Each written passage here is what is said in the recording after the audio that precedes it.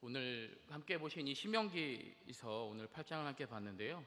신명기서는 모세가 마지막으로 이스라엘 백성들에게 가나안 땅, 하나님께서 약속하신 땅에 들어가기 전에 당부의 마지막 설교를 써놓은 내용이 신명기서입니다.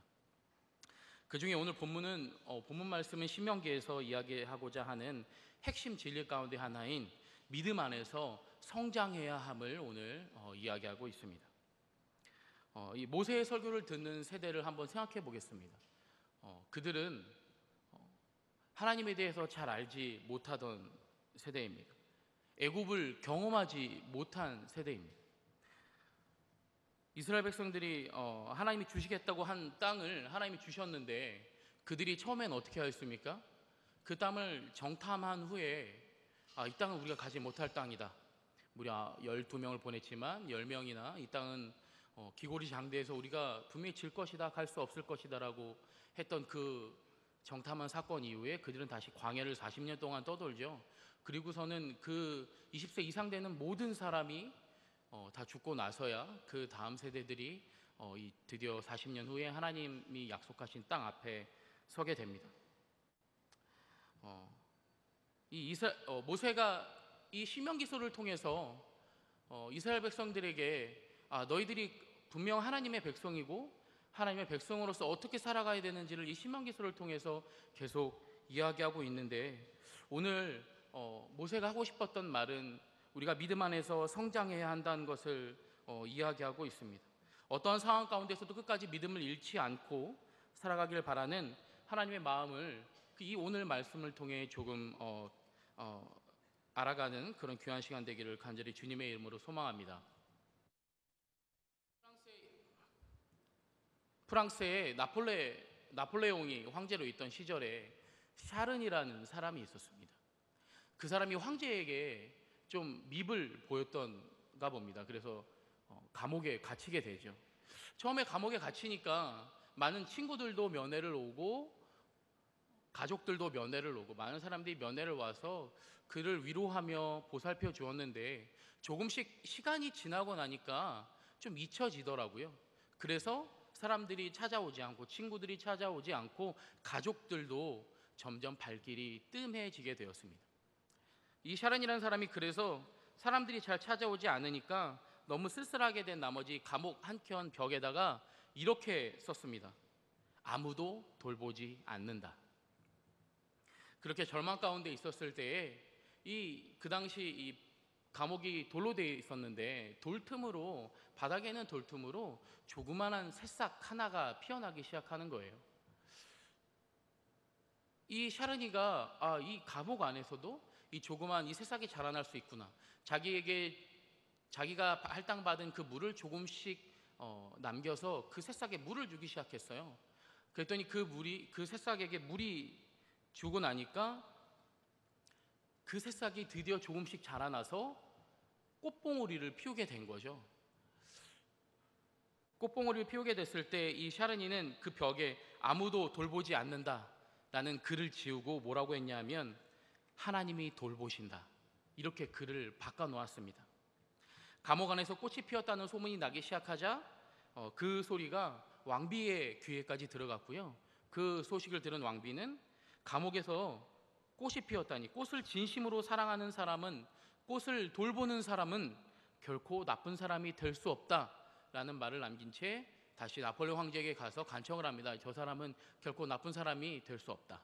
그래서 이 사람은 실제로 그 왕비의 간청을 들은 나폴레옹 황제가 그를 결국 석방하게 되었습니다. 어떠한 상황 가운데서도 우리가 끝까지 믿음을 잃지 않고 소망 가운데 거하면 결국 우리의 인생을 지키시고 돌보시는 그 하나님이 우리의 인생을 책임져 주실 줄로 믿습니다.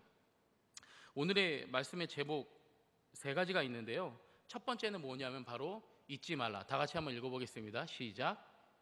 잊지 말라. 네. 아니요, 첫 번째만 잊지 말라. 네. 오늘 본문 11절에 이렇게 이야기하고 있습니다. 내가 오늘 내게 명하는 여호와의 명령과 법도와 규례를 지키지 아니하고 내 하나님 여호와를 잃어버리지 않도록 삼갈지어다.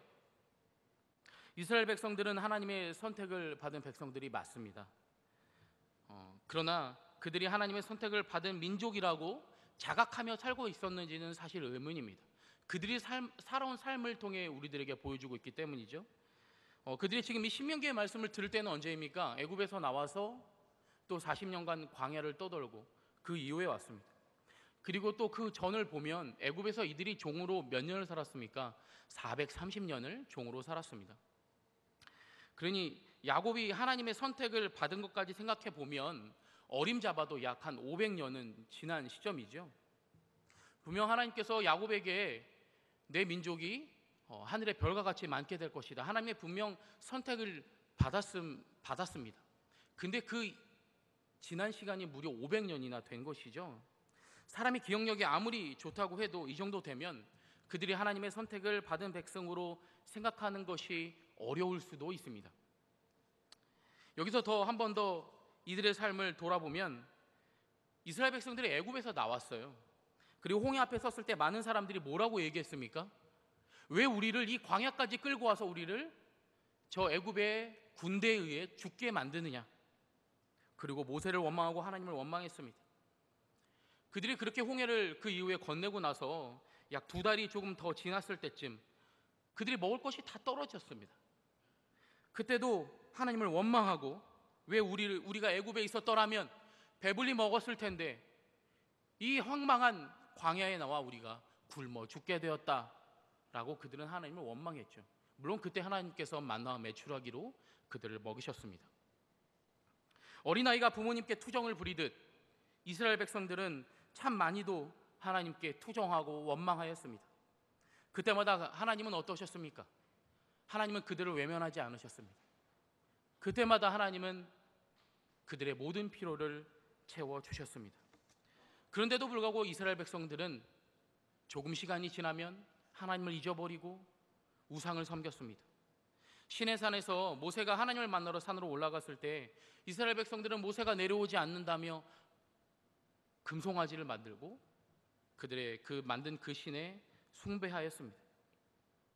그래서 우리는 잊지 말아야 합니다. 무엇을 잊지 말아야 합니까?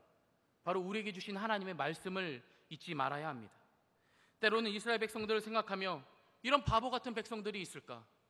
이런 어처구니 없는 백성들이 있을까? 그들을 인도하신 그 하나님, 어떤 하나님입니까? 인간이 감히 상상할 수 없는 것들로 그들을 채워주셨습니다. 그런데도 불구하고 이스라엘 백성들은 자꾸 잊어버리고 또 잊어버렸습니다. 그래서 우리는 그 하나님의 말씀을 잊지 말아야 합니다. 하나님이 오늘 그들에게 율법과 법도와 규례를 주셨다고 하셨습니다. 신명기서는 히라보로 하면 디토로노미니움, 뜻은 두 번째 율법이라는 뜻을 가지고 있습니다. 첫 번째 율법은 언제 주셨냐면 시내산에서 모세에게 주셨죠. 그리고 신명기서를 통해서 두 번째 율법을 또 주셨습니다. 사실 첫 번째 율법과 오늘 이 신명기에서 모세가 이야기하고 있는 이 전체적인 맥락을 볼 때 크게 다른 게 없어요. 하나님이 모세를 통하여 말씀하신 첫 번째 시내산에서 하신 그 말씀과 신명기서를 통해서 하신 말씀의 차이는 거의 없습니다. 똑같은 내용을 다르게 또 서술하고 더 자세히 기술하고 있죠. 같은 말을 다시 한번 모세를 통해서 2번이나 이스라엘 백성들에게 전하고 있습니다. 꼭 전해야 하는 그 말을 할 때 우리는 2번 강조해서 여러 번 강조해서 말을 하지 않습니까?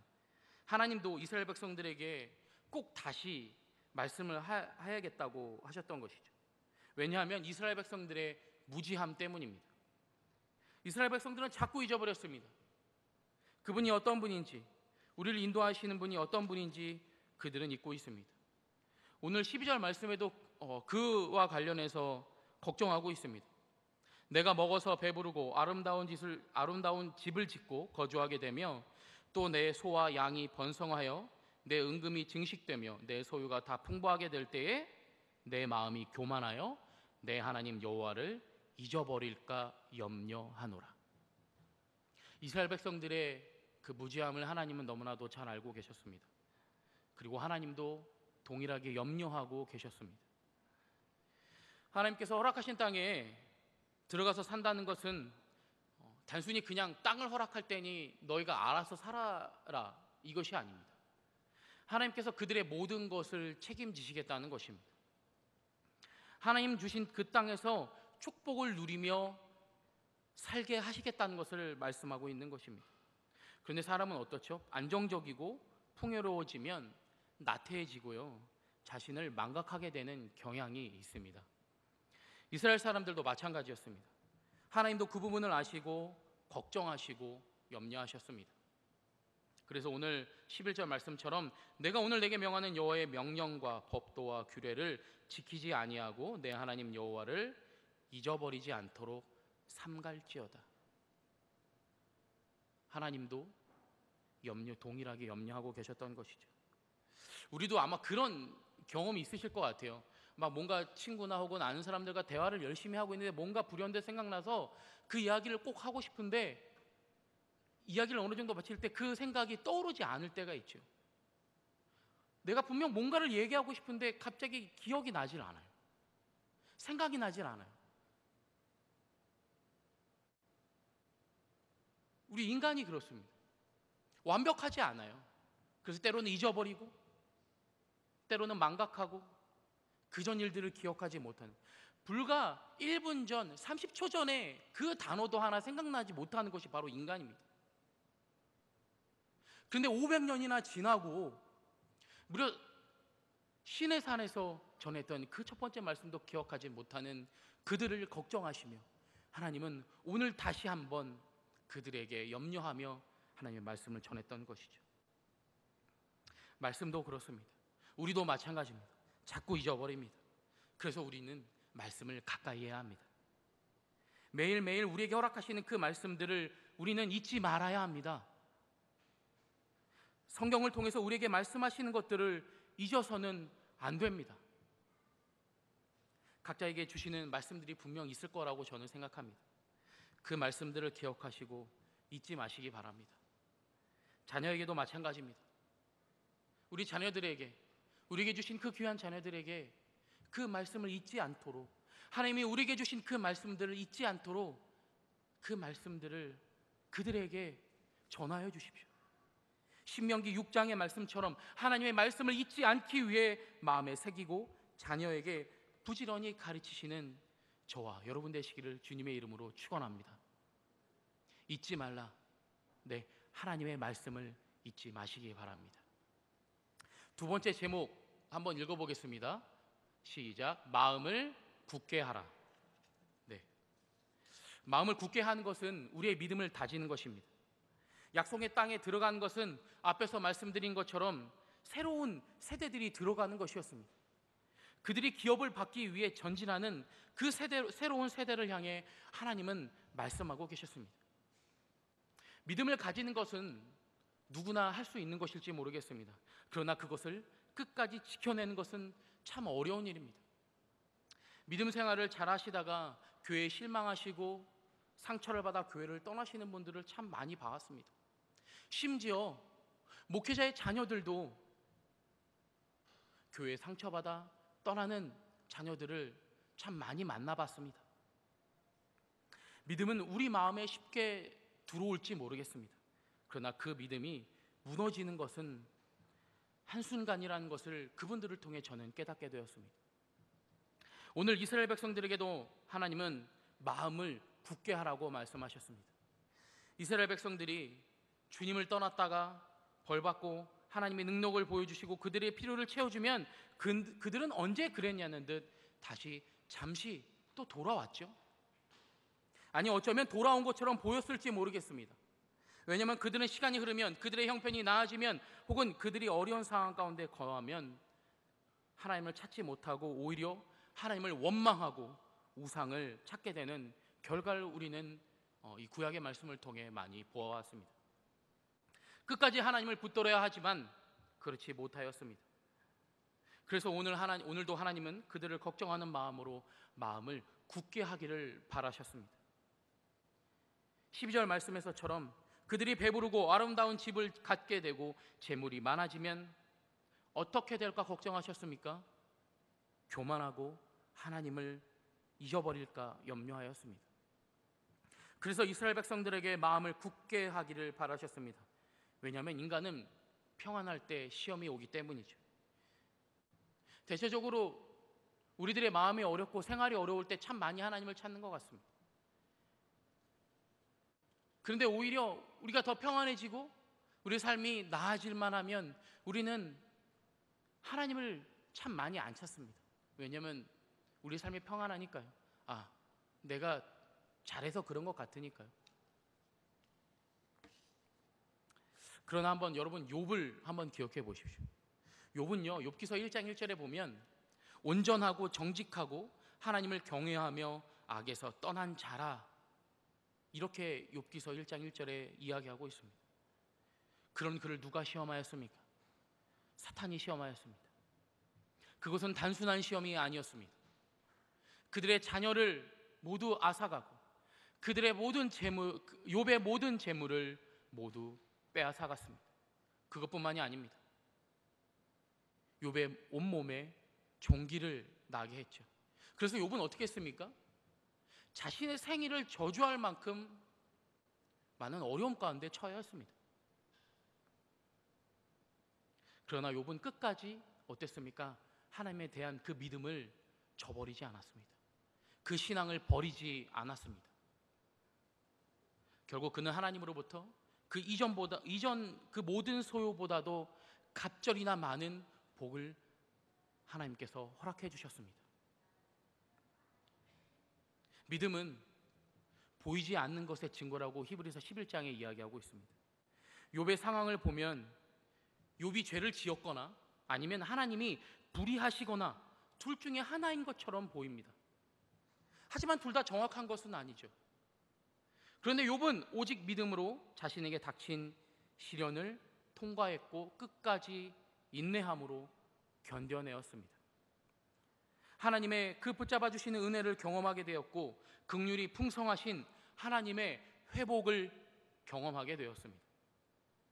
야고보서 5장 10절과 11절, 제가 말씀드린 지금 다 같이 한번 읽어보겠습니다. 시작. 형제들아, 주의 이름으로 말한 선지자들을 고난과 오래 참음의 본으로 삼으라.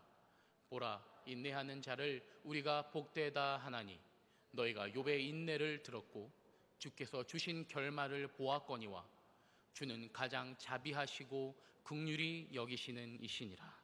아멘. 저도 인생을 돌아보면 인내라는 단어와 참 많이 멀었던 것 같습니다. 그것은 마음을 굳게 하는데 전혀 도움이 되지 않았던 것 같습니다. 그래서 믿음을 지키는 것이 참 힘들었습니다. 교회에서 열심히 봉사하고 많은 일들을 해왔는데 그것이 단순히 내가 믿음을 지키는 것이라고 생각했습니다. 그런데 저의 삶은 그렇게 인도되어지 않았거든요. 쉽게 화를 내고 동생들을 참 많이 혼냈었습니다. 심지어는 예배에 떠든다고 제 동생을 비롯한 여러 친구들을 교회 뒷 공원으로 끌고 가 참 많이 혼냈습니다. 그런데 결국 돌아보면 그러한 것들이 모두 서로 상처를 주고 아픔을 받게 되고, 그래서 저는 제 인생을 신앙이 참 어렸을 때 많은 실패를 경험했다고 저는 생각합니다. 그런 모습을 바라볼 때 어땠을까요? 어떻게 저럴 수 있을까? 교회 형이, 같은 신앙생활을 하고 있는 사람이 어떻게 저럴 수 있지? 마음을 굳게 하고 믿음을 지키는 것이 우리의 삶에 단순히 우리가 그냥 교회에서 열심히 봉사하고 믿음 생활, 말씀 열심히 보고 찬양 열심히 하고 기도 열심히 해서 되는 것이 아니라는 것이죠. 마음을 굳게 하고 믿음을 지키는 것이 우리의 삶의 행동으로 나타나져야 한다는 것입니다. 그때 당시에 그래서 저는 잠시 친하다고, 정말 친하다고 생각했던 그 한 명의 친구와 절교를 결심하게 된 적도 있습니다.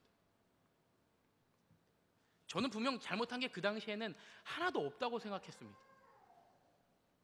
심지어 그 친구의 어머니가 저에게 찾아와서 이런 이야기도 했습니다. 우리 아들을 좀 용서해 달라고. 그때도 저는 그 친구를 사실 용서하지 못했거든요. 물론 지금은 참 잘 지냅니다. 네, 연락도 하고. 근데 돌아보니까 그것은 내가 내 믿음을 지키며 살아가는 행동이 아니었던 것이죠. 믿음을 가지고 있다는 사람이, 하나님을 믿는다고 하는 사람이 그 마음조차 하나 다스리지 못해서 친구와 절교까지 결심하게 되고 친구를 정죄하고 서로에게 나쁜 말과 행동을 하고, 참 어렵습니다. 신앙을 지키는 것, 마음을 굳게 하는 것, 믿음을 지켜나가는 것 참 많이 어렵습니다. 그런데도 불구하고 우리는 그 우리의 믿음을 굳건히 해야 됩니다. 그 믿음을 지켜나가야 합니다. 오늘 이스라엘 백성들에게 마음을 굳게 해야 함은 그들이 보여준 그 인생의 길이 그랬기 때문입니다. 이 말씀을 묵상하면서 저에게도 동일하게 하시는 말씀 같았습니다. 이스라엘 백성들이 그냥 너무나 평탄하게 평안하게 하나님의 말씀에 따라, 하나님의 공급에 따라 열심히 잘 살아왔다면 하나님이 이런 말씀을 안 하셨을지 모르겠습니다. 근데 이스라엘 백성들의 삶을 보면 어느 한 번도 하나님 마음에 합해서 하나님을 열심히 잘 섬기고 경배하며 하나님의 말씀에 따라 잘 살아왔던 적이, 그 기간이 참 오래지 않습니다.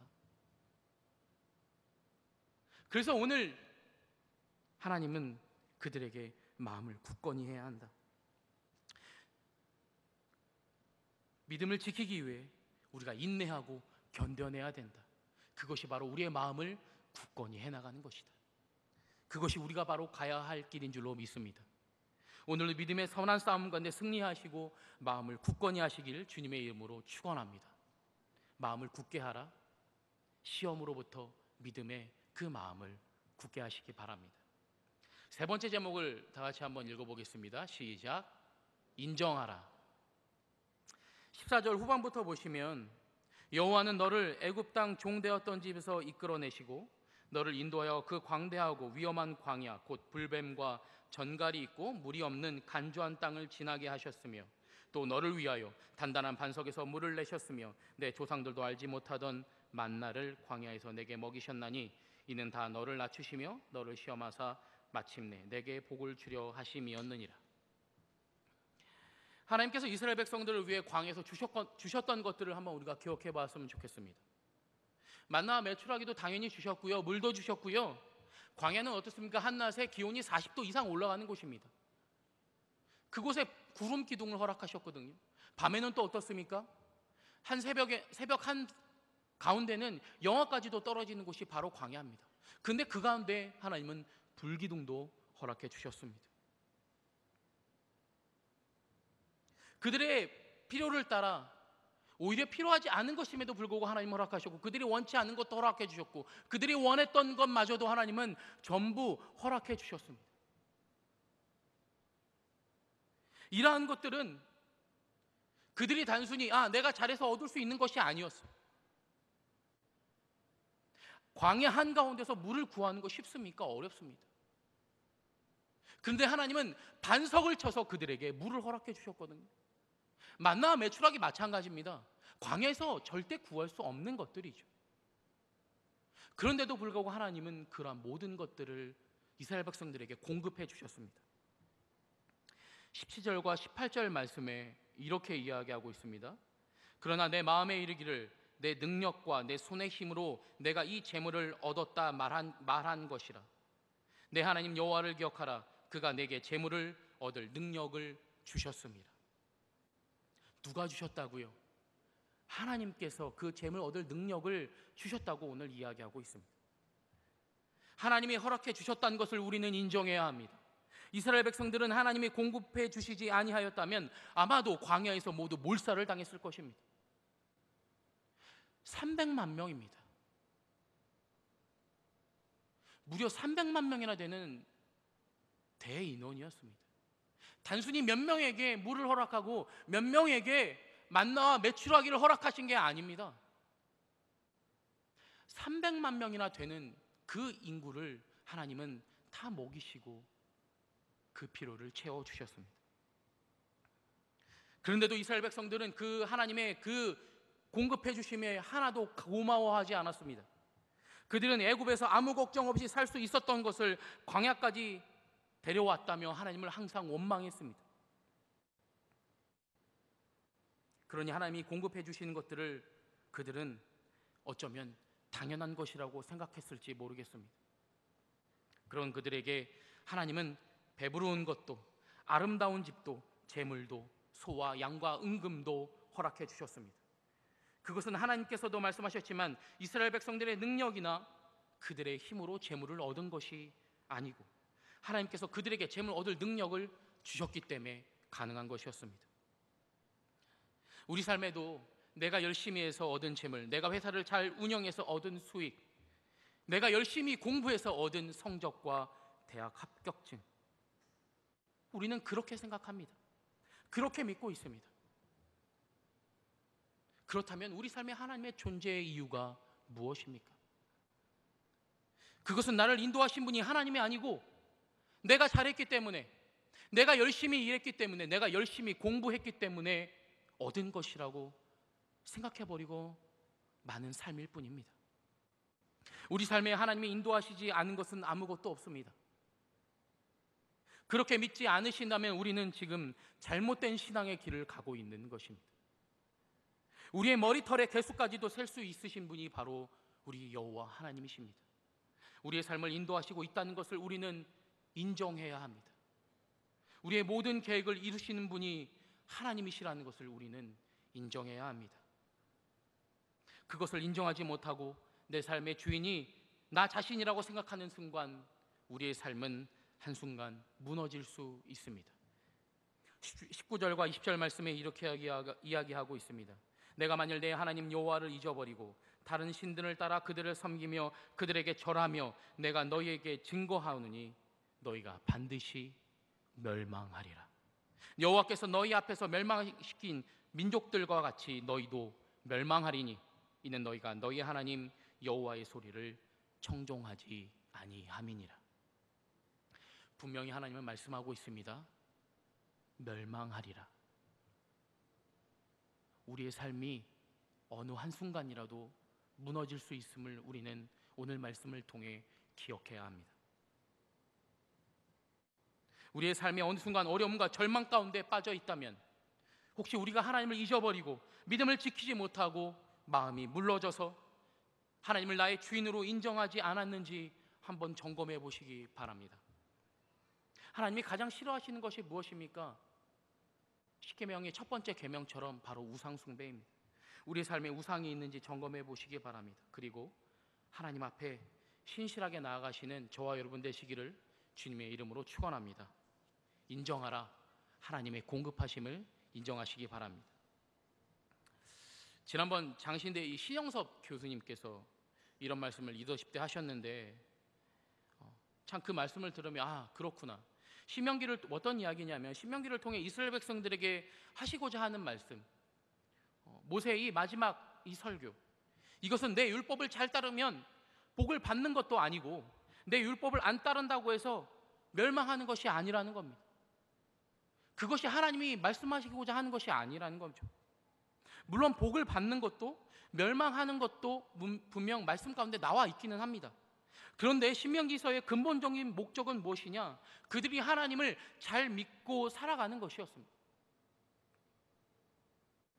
하나님을 잘 믿어서 복을 받는다, 하나님을 믿지 않아서 멸망한다, 이게 아니고 너무나도 당연한 삶, 당연히 해야 되는 삶, 우리의 근본적인 삶 무엇이냐? 바로 하나님을 잘 믿고 살아야 한다는 겁니다. 하나님을 잘 경배해야 된다는 겁니다. 그런데 그들이 점점 하나님을 떠나고 우상을 섬기고 하나님 앞에서 온전한 삶을 살지 못하니 하나님이 다시 한번 신명기서를 통해서 말씀하는 것입니다. 시내산에서 준 율법을 40년이나 지나서 다시 한번 상기시켜 줌으로써 그들이 누구의 백성인지, 그들이 누구의 보호를 받고 살고 있는지 다시 한번 상기시켜 주는 것이죠. 우리도 마찬가지입니다. 지금 우리를 누가 공급해 주고 계십니까? 우리의 삶을 인도하시는 분이 바로 누굽니까? 우리 여호와 하나님인 줄로 믿습니다. 그 하나님을 잘 믿는 것, 그것이 바로 신명기 혹은 이 성경 전체를 통해서 하나님이 우리에게 말씀하고 있는 것입니다. 하나님을 잘 믿고 살아야 한다. 그것이 바로 우리가 가야 할 길인 줄로 믿습니다. 여러분의 삶 가운데 진정한 주인이 누구인지 잊지 마시고 마음을 굳게 하셔서 여호와 하나님이 우리의 주인이심을 인정하며 살아가시는 저와 여러분 되시기를 주님의 이름으로 축원합니다. 기도하겠습니다. 사랑의 하나님, 감사합니다. 오늘도 우리에게 귀한 그 하나님의 말씀을 허락하여 주시고 하나님의 전에 나와 말씀을 듣게 하시니 주님 감사합니다. 하나님, 그 하나님의 말씀을 잊지 않고 우리의 믿음이 한순간 무너지지 않도록 우리의 마음을 굳건히 하며 우리의 삶을 인도하시고 공급하신 분이 하나님이심을 우리가 인정하며 살아가는 믿음의 백성들이 될 수 있도록 하나님이 인도하여 주시옵소서. 어느 한순간도 주님을 잊지 않고 우리의 삶 가운데 하나님을 믿으며 살아가는 그 믿음의 성도들이 될 수 있도록 너무나 당연한 삶, 당연히 해야 되는 삶, 그 삶에서 떠나지 않는 우리 마닐라 사생명 온 식구들이 될 수 있도록 하나님 인도하여 주시옵소서. 감사드리며 이 모든 말씀 우리를 사랑하시는 예수님의 이름으로 기도드렸습니다.